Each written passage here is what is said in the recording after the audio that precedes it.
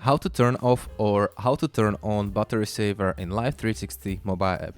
In this case, I can only cover Android device. This is a Xiaomi phone, and open the app, and you can find battery option here. So you need to go to your settings. So open your phone settings. On Android phone, you have to find apps. And after we click on apps, we can go manage apps. And here we're gonna search Life360. Open. If you scroll all the way down, you should find battery saver. Click on it, and as we can see, there is no restriction here, but we can go battery saver. You should remember, if you now open your Life360 application, this window will pop up. And for location sharing and driving features to work properly, you have to change it to no restriction.